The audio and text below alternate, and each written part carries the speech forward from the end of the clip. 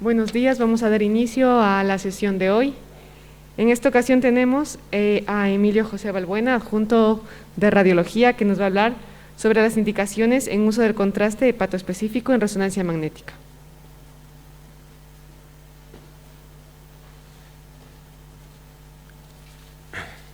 Buenos días, como me conocéis soy Emilio Balbuena del Servicio de Radiodiagnóstico.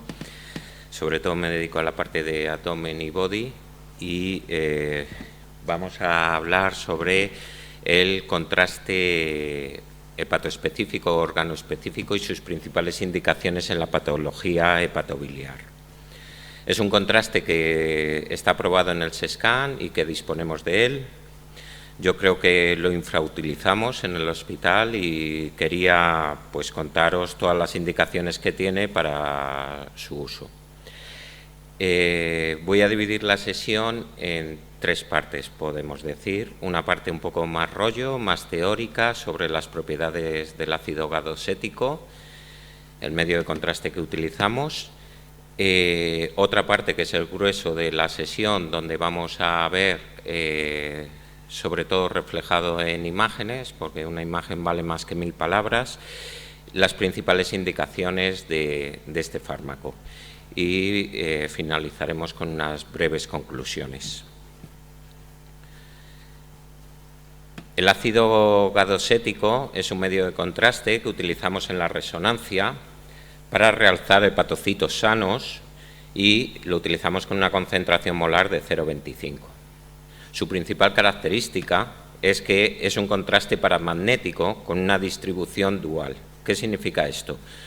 Pues que en un principio se distribuye por el espacio extracelular como cualquier otro medio de contraste, como el gadolinio, incluso los contrastes yodados que utilizamos en la TC, y permite la adquisición de imágenes en las diferentes fases que estudiamos el estudio dinámico, en la fase arterial, en la fase portal y en la fase de equilibrio.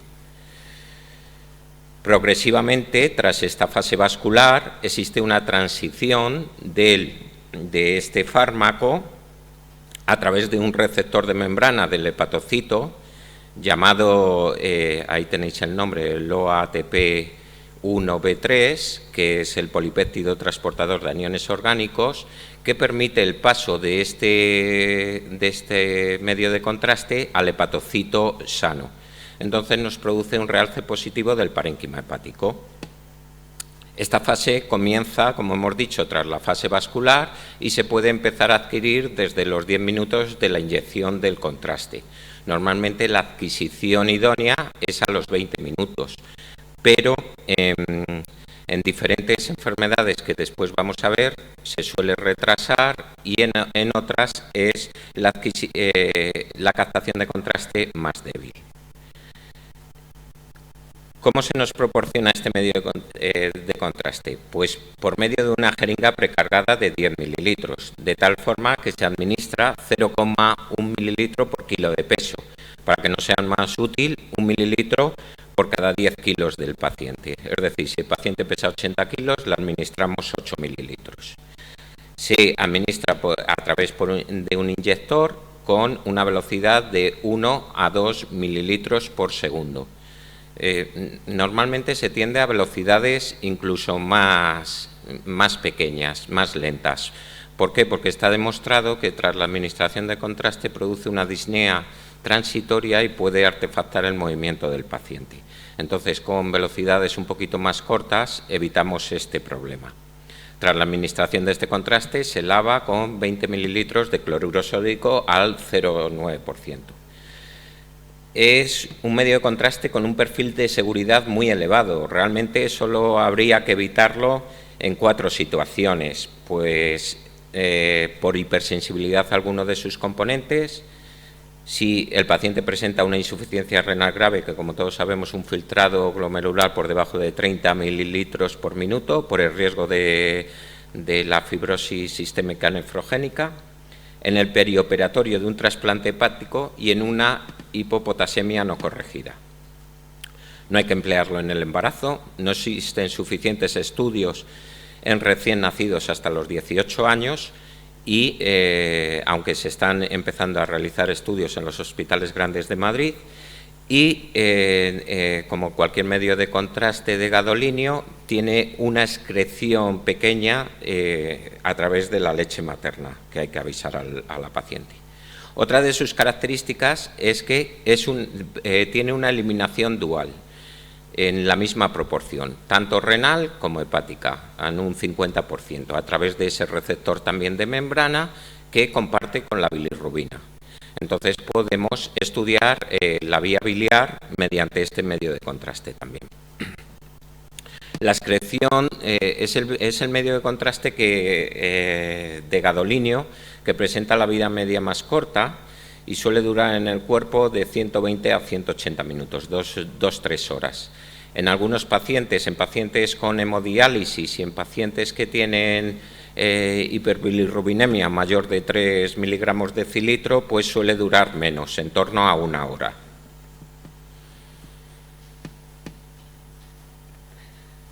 Bueno, os he traído esta diapositiva, sobre todo esto es para nuestro servicio, el servicio de radiodiagnóstico.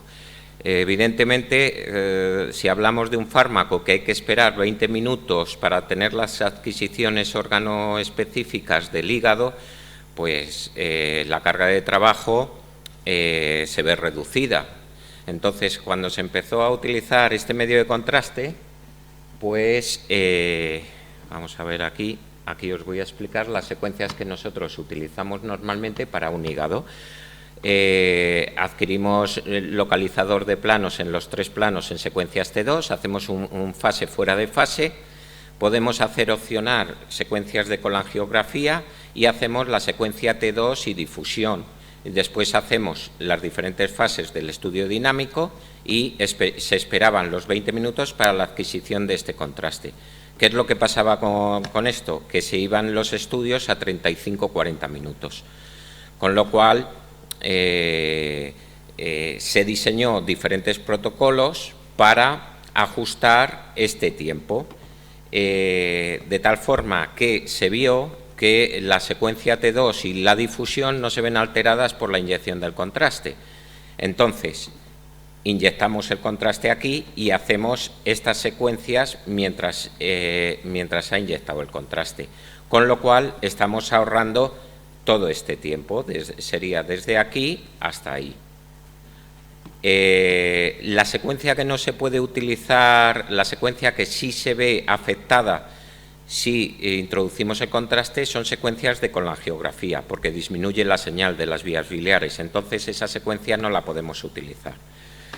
Pero ajustando el T2 y la difusión posterior a la entrada del contraste, el tiempo, haciendo una adquisición de contraste hepatobiliar a los 20 minutos, el tiempo queda reducido a 20-25 minutos, que es lo que se tarda en un hígado normal, con lo cual la carga de trabajo no se veía afectada.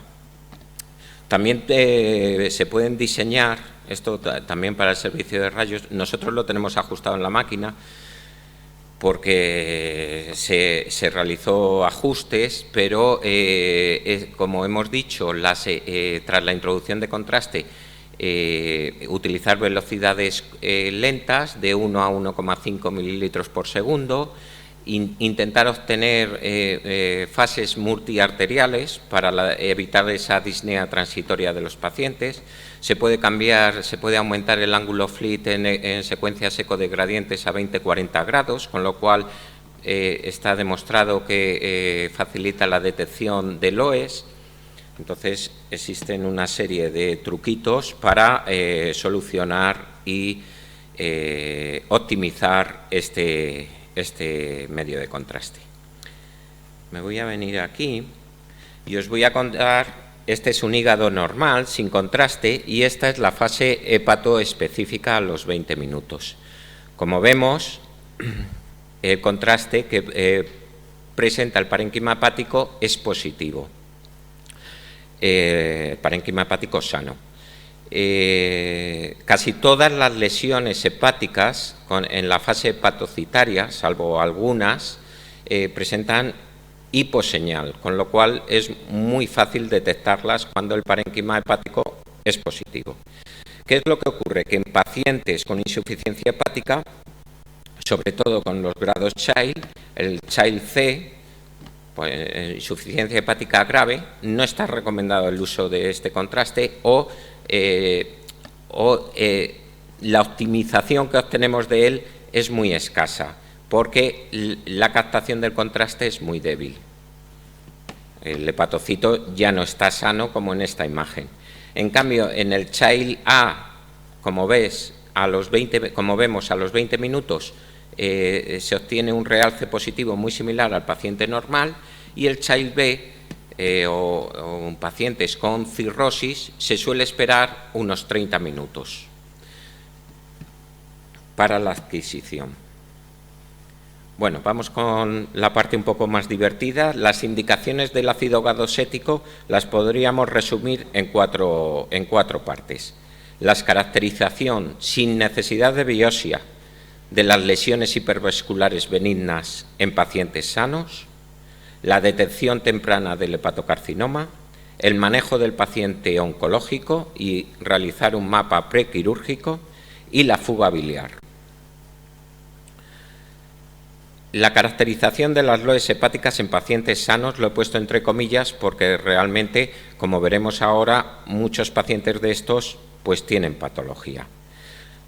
Y señalo una mujer y la LOE hepática. ¿Por qué? Porque es más frecuente en el sexo femenino, es más frecuente en la edad fértil de la mujer, entre los 30 y los 50 años, de las lesiones que nos va a caracterizar este contraste órgano específico, y es una mujer obesa o con un síndrome metabólico o con toma de anticonceptivos.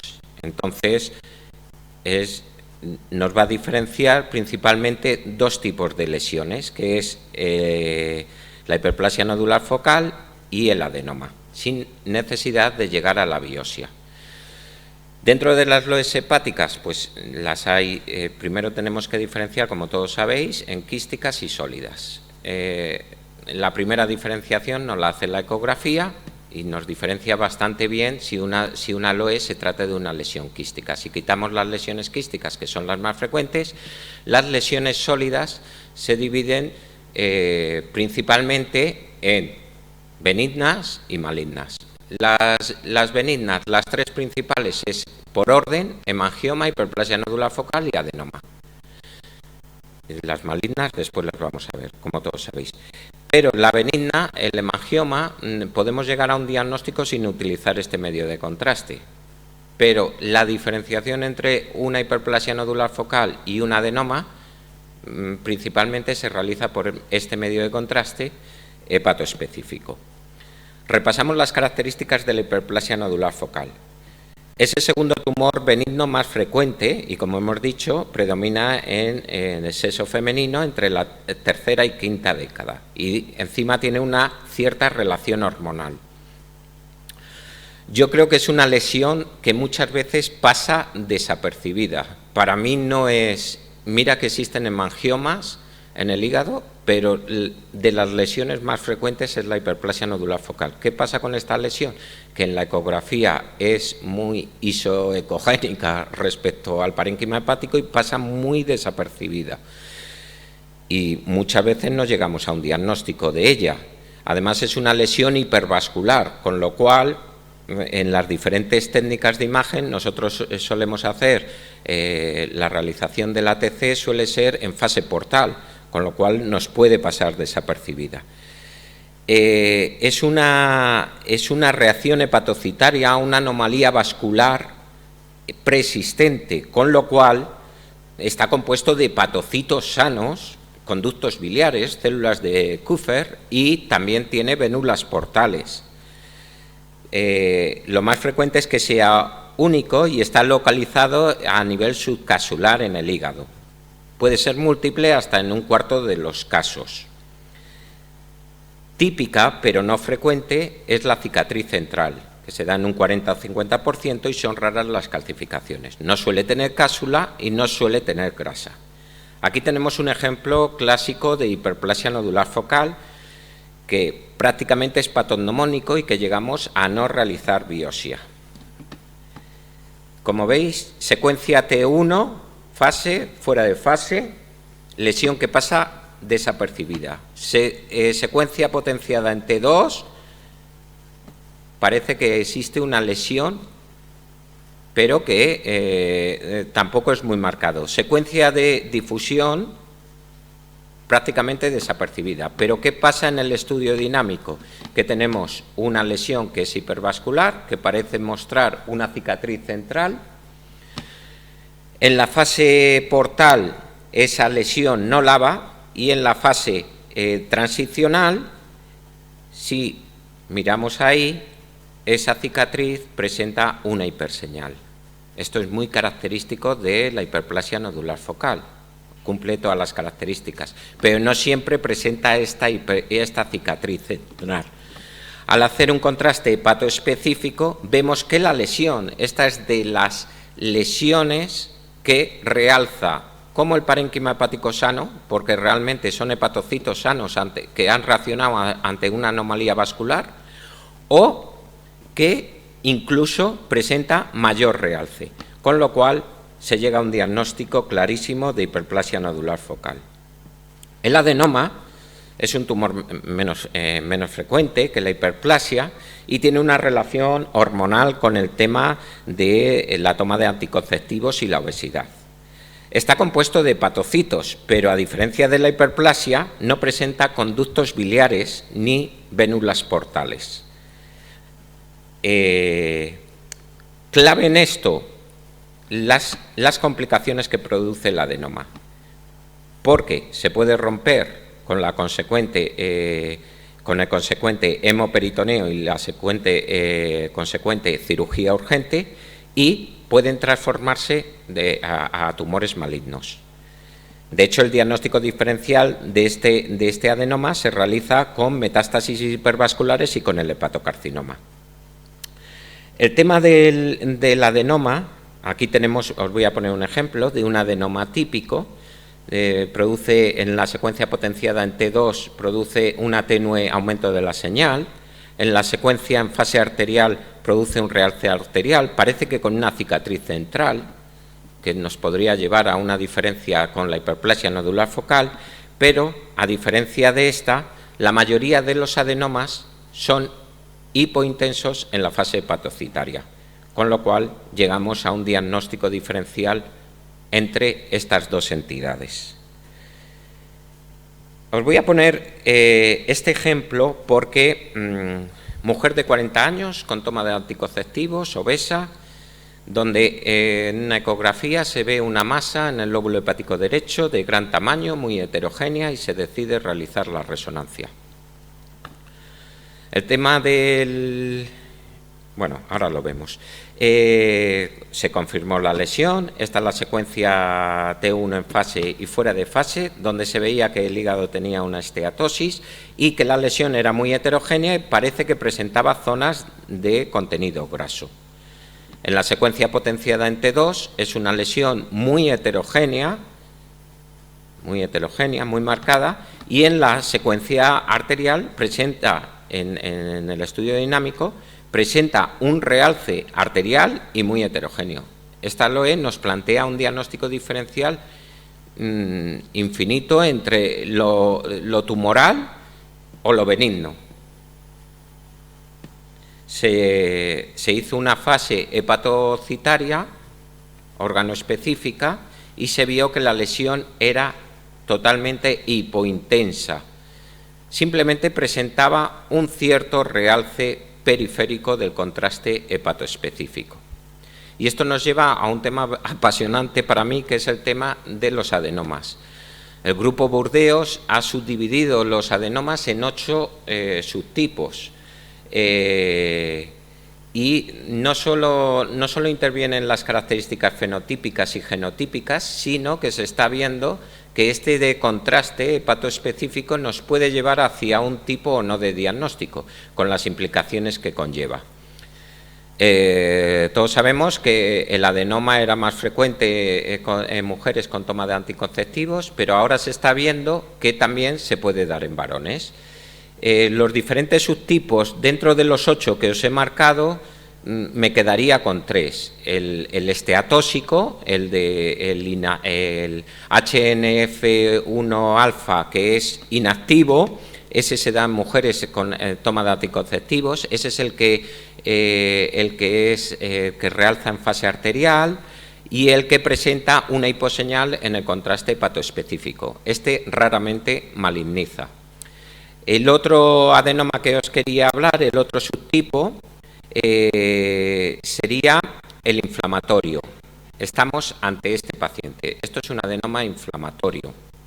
El adenoma inflamatorio también se da en mujeres con toma de anticonceptivos u obesas y presenta, una de sus características es una heterogenicidad en la señal en las secuencias T2, a veces presenta el signo del atolón, que es en la región periférica del aloe más señal, presenta un realce vascular arterial muy heterogéneo y en la fase hepatocitaria se está viendo que aunque la mayoría son hipointensos, algunos presentan un cierto realce periférico.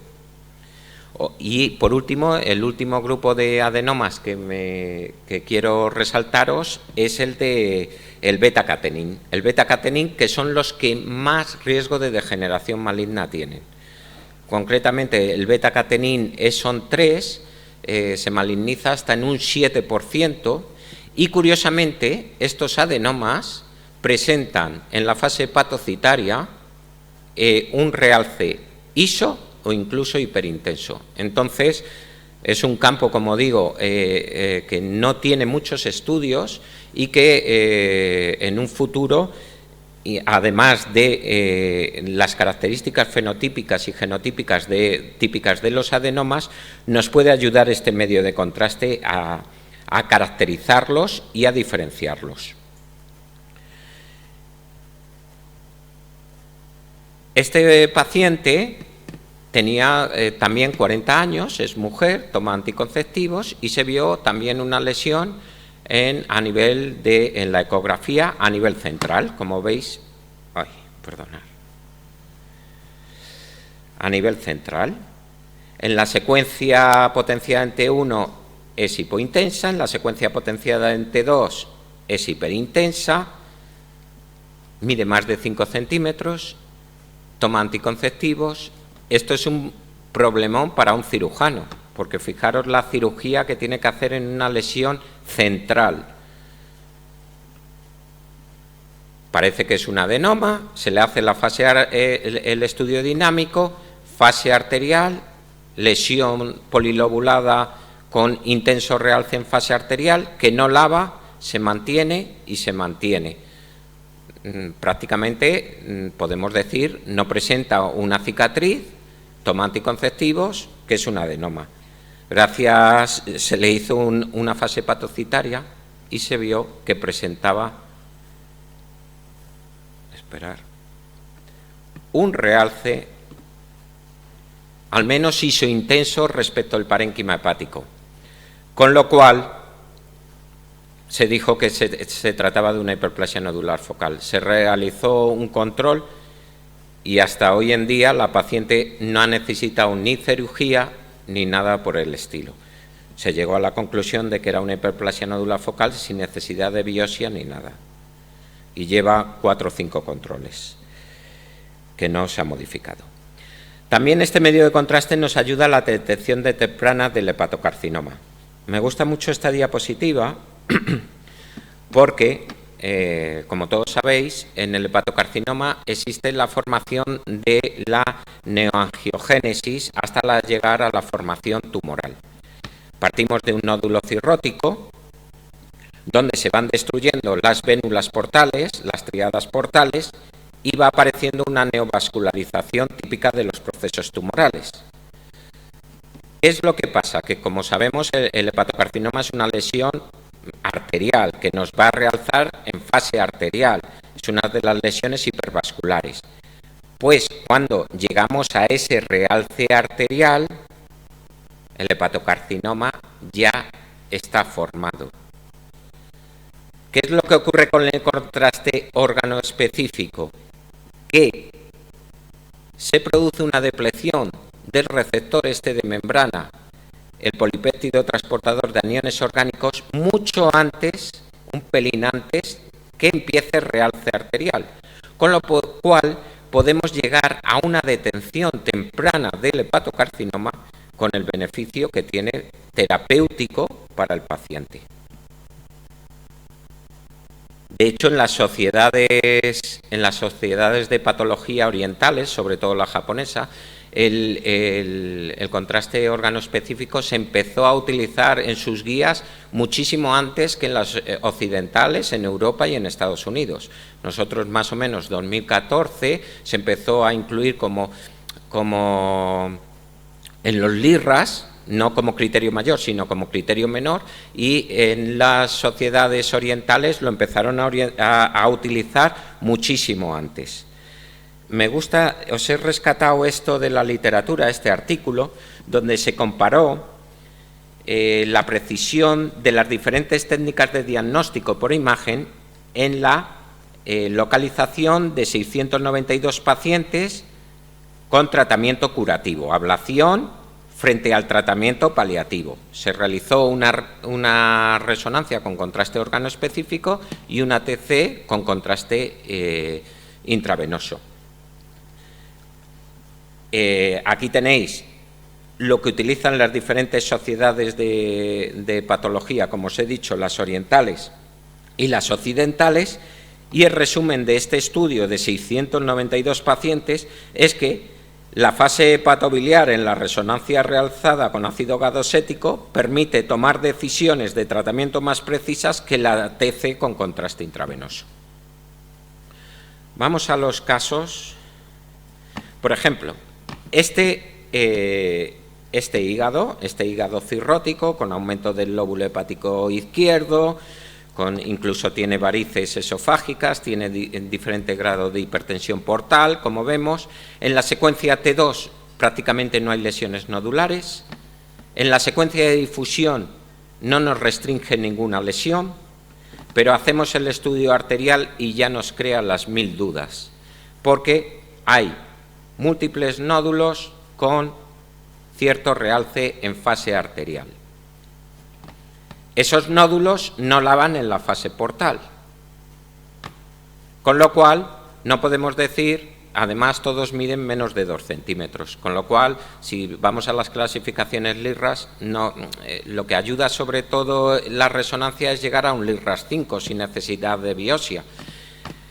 Con la fase hepatocitaria, con medio de este contraste, nos aporta otro criterio que junto con la no señal en el T2 y la no restricción de la difusión nos lleva a que esos hepatocitos realzan, con lo cual presentan un hepatocito relativamente sano con el receptor de membrana que hemos hablado antes y por tanto se trata de nódulos cirróticos sin más. En cambio aquí vemos el típico hepatocarcinoma, hipointenso en secuencia potenciada en T1, tenuemente hiperintenso en T2, con restricción de su difusión, realce arterial intenso, lavado en la fase portal y en la fase hepatocitaria normalmente se comporta como hipointenso, como hemos dicho. Este fue un paciente que se le operó de un hepatocarcinoma en el lóbulo hepático derecho. De hecho, tiene todavía una zona ahí de quirúrgica. Se le hizo un escáner donde se vieron 2 lesiones en el lóbulo hepático derecho sospechosas. Se decidió pasar a la resonancia y esas 2 lesiones se comportaban hipointensas, tenuemente hiperintensas en el T2, restringían en la difusión, pero llegamos al estudio dinámico. La primera no realza en fase arterial, pero sí lava. La segunda realza en fase arterial, pero no lava.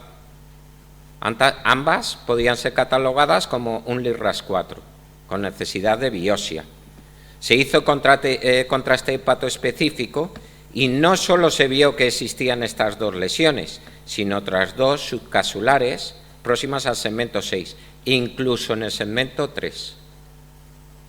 resultó que era un hepatocarcinoma multicéntrico, una recidiva. Este caso lo he traído también porque se da únicamente en un 5% de los casos que el hepatocarcinoma presenta realce en fase hepatocitaria, como en este caso. Hipointenso T1, de una señal muy isointensa al parénquima en T2, leve restricción de la difusión, sobre todo periférica, pero sí presenta las características de un hepatocarcinoma, realce en fase arterial con lavado en las diferentes fases. Y en la fase hepatobiliar nos lleva a que presenta un realce mayor que el parénquima hepático. ¿Por qué es este caso importante? Esto solo se da en un 5% de los hepatocarcinomas. Es importante, y es importante reseñarlo en el informe, porque este hepatocarcinoma lo que nos está diciendo es que tiene hepatocitos sanos, con lo cual es un hepatocarcinoma bien diferenciado, con lo cual va a tener un mejor pronóstico. Vamos con la tercera, que es el manejo de las LOEs hepáticas en el paciente oncológico. La metástasis es la lesión hepática maligna más frecuente. Se dan en más de un 50% en el cáncer colorectal. Pero la principal, lo que nos lleva al uso de este contraste, es decidir o realizar un mapa prequirúrgico idóneo para intentar operar hasta en un 25% las que son resecables. Si utilizamos las diferentes técnicas diagnósticas que disponemos, aquí tenemos la sensibilidad y especificidad de cada una para la detección de las LOEs hepáticas. La menor es la ecografía y para lesiones encima más grandes, y la mayor, este es el objetivo del 100%, la mayor es el ácido gadosético, la resonancia con ácido gadosético. La resonancia con gadolinio en torno a un 85%, pero el gadosético no lo eleva hasta un 95%, y encima en las lesiones más pequeñas. Con lo cual, nos evita muchas cirugías innecesarias e incluso, como después veremos y os recomendaré, la resonancia con ácido gadosético nos lleva a una sensibilidad y especificidad muy parecida a la eco intraoperatoria, con lo cual evitamos tener la mortalidad de decidir a un paciente si se opera o no. Si revisamos la literatura, Gini y colaboradores en 2014 compararon la sensibilidad y especificidad de los contrastes hepatoespecíficos con la fase hepatobiliar, mostrando que el ácido gadosético presenta la mayor sensibilidad y especificidad para el diagnóstico de las metástasis, sobre todo las pequeñas. Seguimos revisando literatura. El rendimiento diagnóstico de la resonancia con ácido gadosético se resume en un metaanálisis de Chen y colaboradores que incluyó 13 publicaciones. A mí lo sorprendente es esto, 1.900 lesiones, es decir, un número de lesiones importante.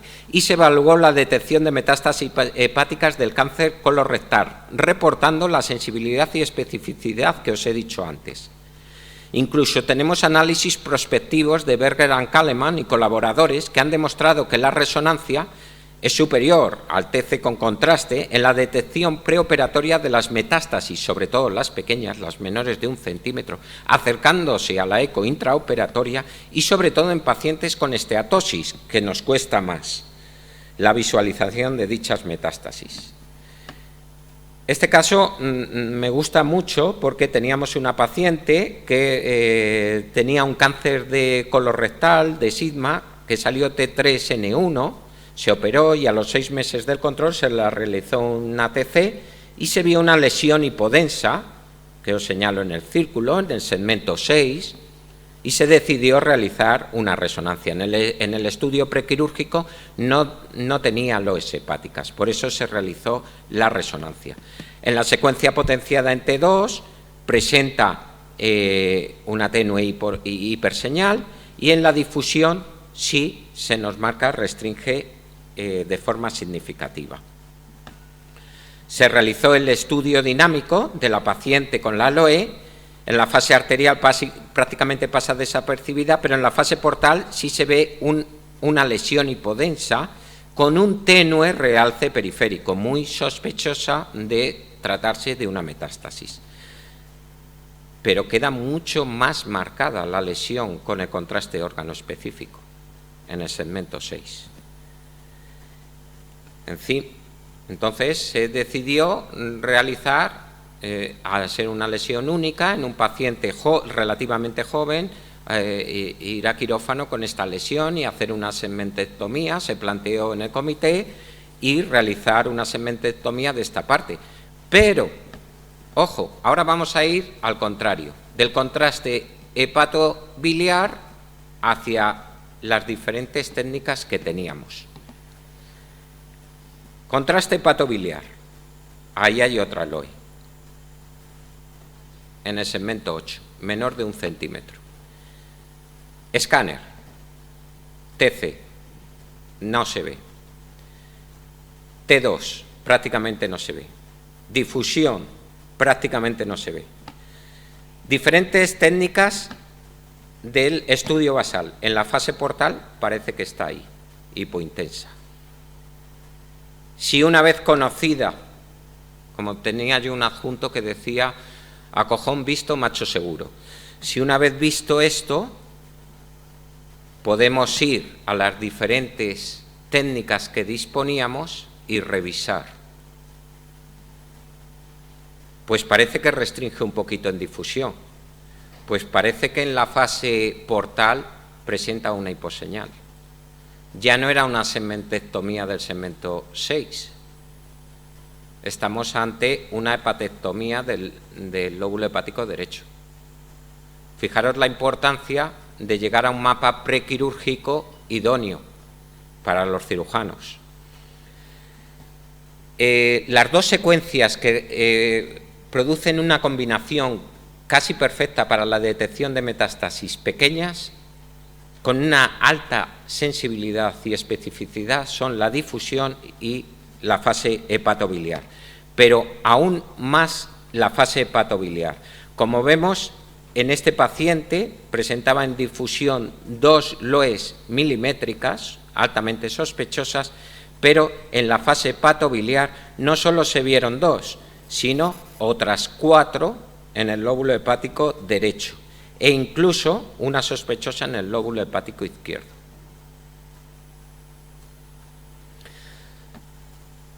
Tal es así que se han establecido recomendaciones sobre el uso del ácido gadosético, que es la técnica más sensible para la detección de metástasis hepáticas, especialmente en las pequeñas, con lo cual, sobre todo en los candidatos prequirúrgicos y en los tratamientos ablativos radicales, que en la planificación preoperatoria para una evaluación precisa de las metástasis, para establecer un plan quirúrgico, la resonancia con ácido gadosético ha demostrado tener mayor sensibilidad y especificidad que la ecografía, que la TC, que la resonancia con gadolínio, incluso que el PET.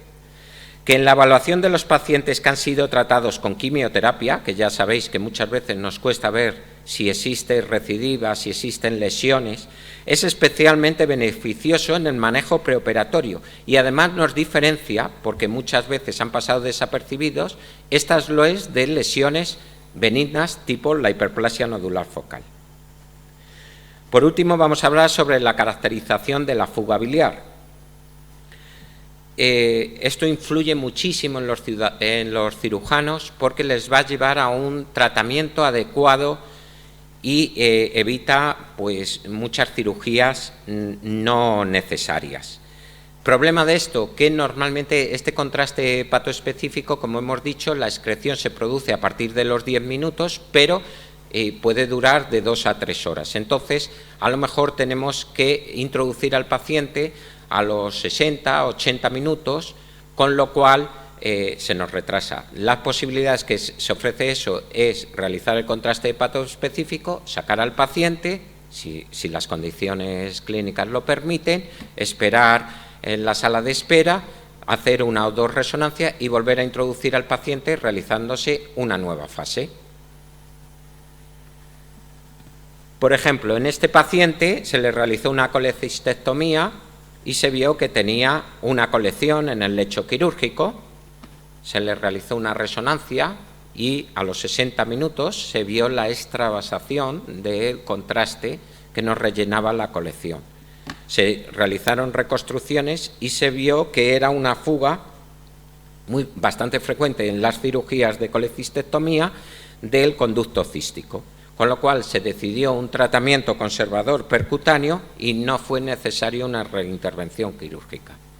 En cambio, este otro paciente, que fue de un accidente de bicicleta con un traumatismo y con una contusión, con un hematoma hepático muy severo, con fracturas costales, y se ingresó en UBI. El paciente al cuarto o quinto día iba fatal y se decidió realizar un contraste hepatobiliar, hepatoespecífico, comprobándose una fuga que correspondía del conducto hepático izquierdo principal. En la reconstrucción se puede ver perfectamente, con lo cual este paciente tuvo que ir a cirugía y se solucionó su problema.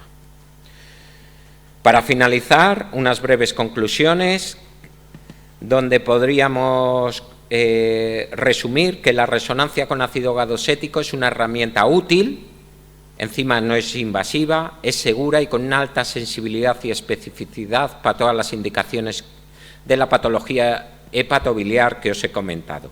Proporciona un diagnóstico radiológico más preciso en la patología hepatobiliar, es una herramienta muy útil para el radiólogo, con la mejora sustancial en la decisión del tipo de tratamiento y en la planificación quirúrgica, evitando tratamientos invasivos cuando no están indicados, con la consecuente reducción de la morbimortalidad y el ahorro de costes que supone. Bueno, y si tenéis alguna pregunta.